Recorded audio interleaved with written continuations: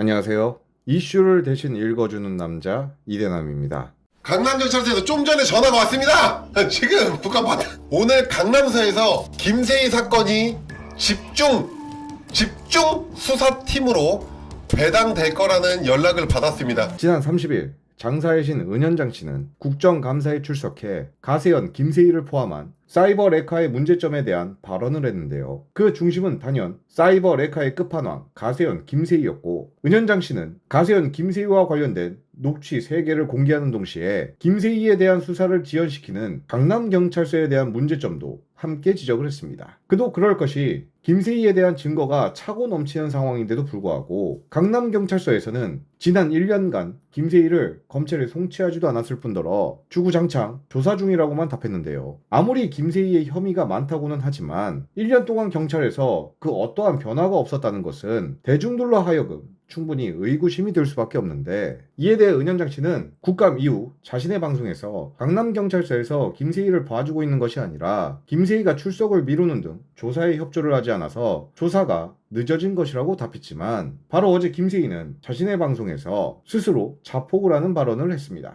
경찰 조사 다 받아보면 알거든요. 실제로 너무나 터무니없는 걸로 고발당하고 이래서 제가 조사받을 때 수사관들이 이거 저희가 바로 뭐 불송치할 거예요. 뭐 빨리 끝냅시다 이러고, 실제로 한두 시간 안에 끝내는 조사는 이거 쉽다, 금방 느껴지면, 그리고 마지막에 화이팅 왜냐면 또 강남경찰서엔 또 저랑 성향이 맞는 분들도 많으니까 응원합니다, 저도 구독자, 이런 분들도 있어요. 그런데 꼭 이상한 놈들이 있어. 이상한 놈들.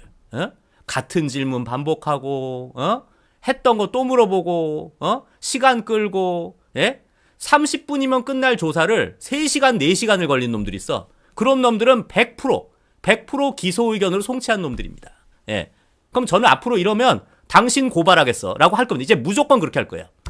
이제 저도 이런 조사를 200번 넘게 받아봐서 다 보입니다. 이제 200번 넘게 받아봐서 이 경찰관 놈이 결국은 기소 의견으로 송치할 인간인지 불송치할 건지 다 보여요.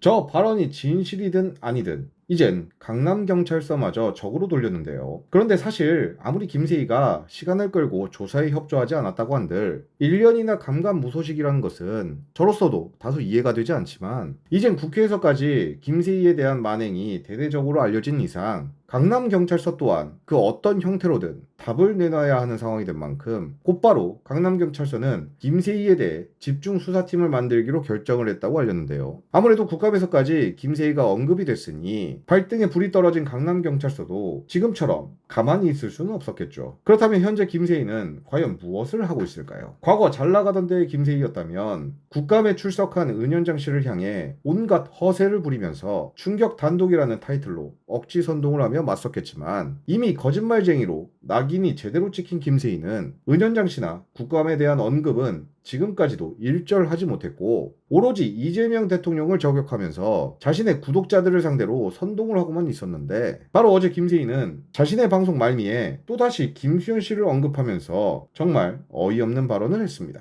거액의 손해배상 청구한다고 저희는 조금 더 흔들리지 않는다. 흔들리지 않는 편안함. 시몬스 침대.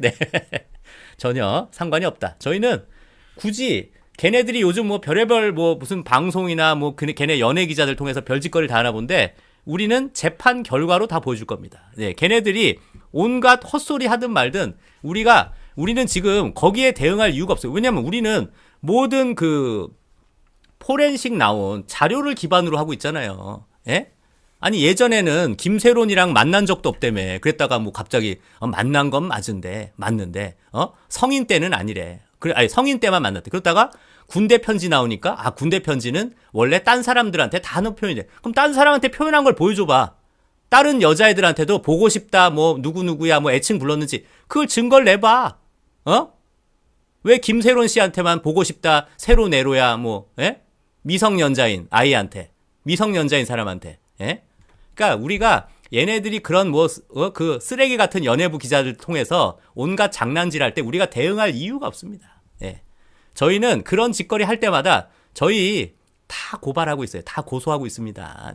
아직도 포렌식을 들먹이면서 김수현 씨에게 오히려 증거를 가지고 와라. 이 인간은 도대체 본인이나 증거를 가지고 올 것이지 왜 자꾸 다른 사람한테 증거를 가지고 오라고 하는 것일까요? 사실 김세희는 자신이 가지고 있다는 수천 장의 증거 중에 단 한 가지만 내놔도 지금의 위기를 바로 벗어날 수 있습니다. 그런데 가지고 있다는 수천 장의 자료는 보여주지도 않고 가짜 녹취로 기자들과 국민들을 상대로 사기까지 쳤는데 또다시 김수현 씨에게 증거를 가지고 와라. 정말 뻔뻔해도 이렇게 뻔뻔할 수가 있을까요? 그러면서 마지막엔 여지없이 고소를 하겠다고 발언했는데 국감에 나와 자신을 언급한 은현장 씨에 대해서는 단 한마디도 하지 못하면서 또다시 김세론 씨와 김수현 씨를 언급한 김세희는 정말 사람 새끼가 아닌 것 같습니다. 개인적으로 저는 김세희가 또다시 김수현 씨를 언급하는 것은 지금 김세희가 가장 두려워하는 것이 어쩌면 감옥에 가는 것이 아니라 출소 이후에 기다리고 있을 김수현 씨가 제기한 120억 민사소송이라고 생각하는데요. 그리고 비록 김세희가 몇 년을 받을지는 잘 모르겠지만 그가 감옥에서 나와 출소할 때쯤이면 이미 우리의 기억 속에서 김세희는 그냥 일개 범죄자로 기억될 게 뻔하고 아마 김세희는 그 누구의 도움도 받지 못하고 혼자 쓸쓸히 민사지옥에 빠져